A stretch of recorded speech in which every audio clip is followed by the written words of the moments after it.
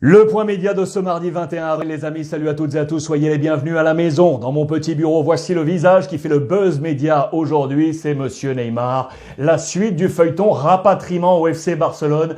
Dans les colonnes du Mundo Deportivo, il serait prêt à percevoir la moitié des émoluments qui sont siens du côté du Paris Saint-Germain, où il toucherait autour de 50 millions d'euros. On nous annonce qu'il serait prêt à percevoir 20 millions d'euros. C'est là la grande décision de Neymar et c'était l'objet de la question sondage express que je vous ai posée sur l'ensemble des réseaux sociaux. Ce départ du Paris Saint-Germain est-il toujours d'actualité selon vous? Réponse à grande majorité, 63%. Non, vous étiez plus de 2000 votants. J'ai notamment choisi l'avis de Francisco Trejo qui nous dit « Je pense que Neymar a enfin trouvé la considération dont il avait besoin venant au Paris Saint-Germain et il arrive à un âge où il ne peut plus faire la girouette et changer d'avis constamment. Il a trouvé son équilibre et est devenu un leader, voire le leader du Paris Saint-Germain. Selon vous, ainsi, ce départ ne serait plus d'actualité vers le FC Barcelone. Paris toujours. Regardez dans les colonnes espagnoles de AS et de Marca, on nous dit que Leonardo serait très intéressé par le profil d'Achraf, l'international marocain du Real Madrid prêté actuellement du côté de Dortmund. En cas de départ de Meunier, l'international belge, le flanc droit de la défense, on serait intéressé par cet homme qui est en contrat jusqu'en 2023 avec le Real. Mais attention, rappel hier, le Borussia veut le garder et le Bayern Munich est très intéressé. Avant le confinement, on parlait d'une offre à 70-80 millions d'euros possible pour aller chercher Achraf. Information également Paris, avec la suite du feuilleton Jessé, arrivé à Paris, je vous le rappelle, en 2016, en provenance du Real Madrid à hauteur de 25 millions d'euros, prêté actuellement du côté du Sporting Lisbonne, qui ne va pas lever l'option d'achat. On repart du côté de Jessé, tout comme l'international congolais d'ailleurs, Bolassier, qui repart à Everton.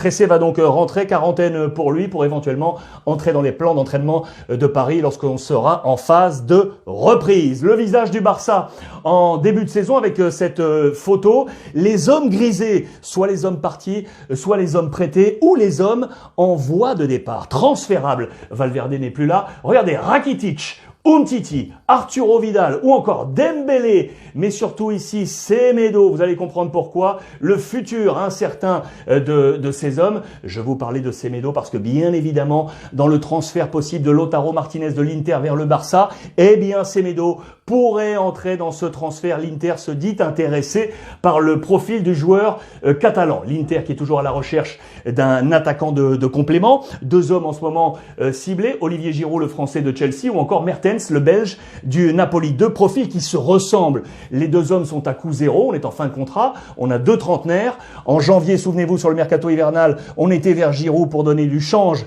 à Lukaku. En ce moment, l'option est plutôt vers Mertens, international belge comme Lukaku. Et en plus, malheureusement Giroud, du côté de Chelsea, on dispose d'une clause unilatérale permettant ainsi au club de prolonger d'un an Olivier Giroud. Du coup, la balance est plutôt côté Mertens, affaire à suivre. Si les calendriers venaient à reprendre, on est tout proche là, des décisions, on va en parler dans quelques petites secondes. Regardez ce que propose le Real Madrid. Vous le savez, Santiago Bernabéu est en plein travaux pour les matchs à domicile. Si on venait à reprendre, on demande à la fédération, à la Ligue et à l'UEFA la possibilité de jouer du côté du centre d'entraînement de Valdebebas sur la pelouse Di Stefano.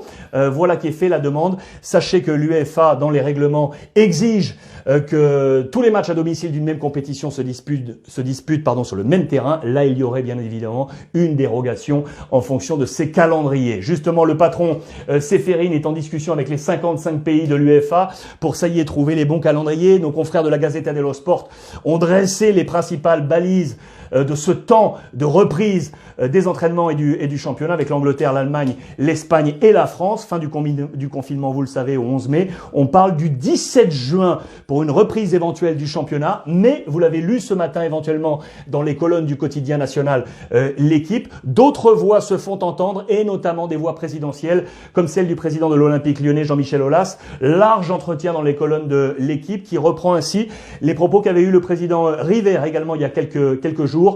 Il faut étudier un autre scénario, le président de l'Olympique lyonnais qui propose et qui milite pour une fin de championnat entre septembre et décembre, tout condensé sur cette période-là et ainsi repousser le prochain championnat sur l'année civile 2021. Ces propositions ainsi faites de la part du président Jean-Michel Aulas à suivre, car d'autres corporations, bien entendu, en France ne sont pas de cet avis. Il va y avoir des discussions, bien évidemment, dans les jours à venir. En attendant, sur la scène internationale, on profite de cette trêve, entre guillemets, pour différentes choses obligatoires, je vais les donner ainsi, avec ce Call of Duty, l'appel du devoir en Angleterre, en 2 temps, temps 1, temps 2. Le temps 1, il est ici pour cet homme, je vous l'ai là grossi, c'est l'attaquant de Tottenham, Son, qui est rentré au pays en Corée du Sud pour ainsi achever son service militaire avec les Marines coréens. Il va achever cette période de service militaire, l'appel du devoir temps 1. Call of Duty temps 2, on nous annonce bien évidemment que si on trouve les calendriers entre championnats